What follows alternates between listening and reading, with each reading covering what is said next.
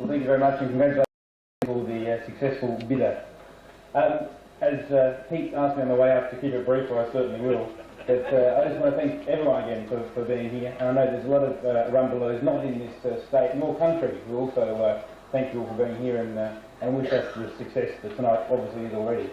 So I've been very fortunate to travel quite a bit and caught up with a few Rumbelows this other side of the Meridian.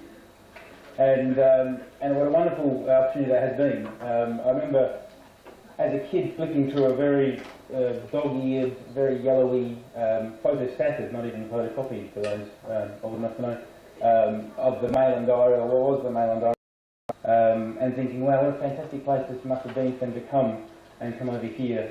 Obviously it wasn't that great a place, so that's why they left. But I managed to get myself to Mildenhall back in '97 and went to the actual chapel where the couple, Mail and Alice, were married. And unfortunately it was a bit of a ruin at that stage, it probably still is. But met up with the vicar of the area and introduced myself, and he was a bit underwhelmed, which was a bit unfortunate because I just got all the way there and managed to get over to an area called West Row where the actual couple came from, and visited what was then a sand and metal yard. And the significance of that, for those who knew my grandfather, was quite amazing. So they'd come all this way and down this history as were dealing in sand and metal. So I introduced myself to them, and they were also underwhelmed. But I persisted on, and in some stage in 2000, through the internet, met up with another Matt, who for those who don't know what it is, just ask your grandchildren. But he emailed me and said, "I'm a Matt, how are you?"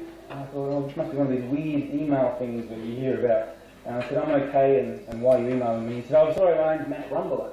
I said, "Oh, that's different." So we started a friendship, and I stayed with him last year in Greenwich, and visited a few places of significance for Rumbelow family, and caught up with his uncle, who was the Jack the Ripper expert, for those of you into all that sort of gore, if you haven't had enough from John Ford's introduction speech, and also his father, who was in the Midlands of Renion, who also wishes his best to us. So it's been fantastic to be able to use the name.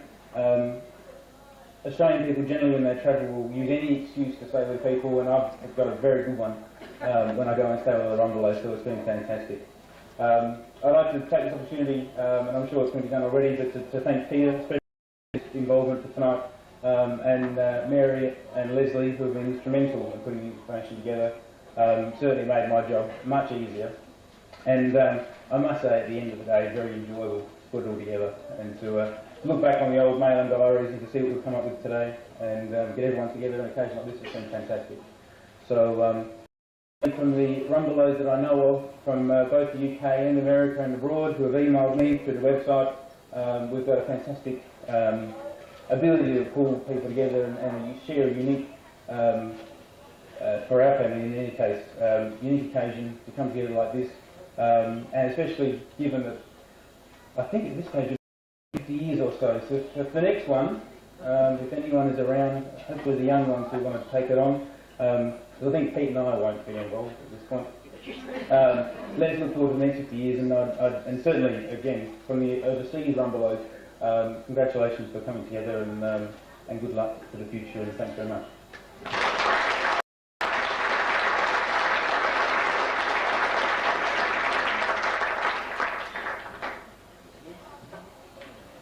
Also the soccer, especially back in the 80s, there was a Rumbelow sign that people might see, and it's Rumbelow Rentals. In the mid-80s, there was a department store, so electrical chain, who had rebranded themselves Rumbelows and made quite a name for themselves and sponsored heavily in the World Cup and the cricket. And so on that note, I sort of went across to stake my claim. Unfortunately, they'd since gone into receivership a few years earlier, and they were bought out by Thorn EMI, and then they went through a few legal wrangles, and then I think they've been bought, who knows the UK, by Curry's, a discount chain. So unfortunately the Rumbelow heritage and the fortune that I thought wasn't also there either. But they do get a mention quite a bit in the work of Ben Elton and some of the young ones, and another show called Bottom. which is very, very classic. And they talk about the Rumbelows coming to reclaim the fridge. So I can appreciate it. So yeah, no, it's no longer there for anyone who's looking for it.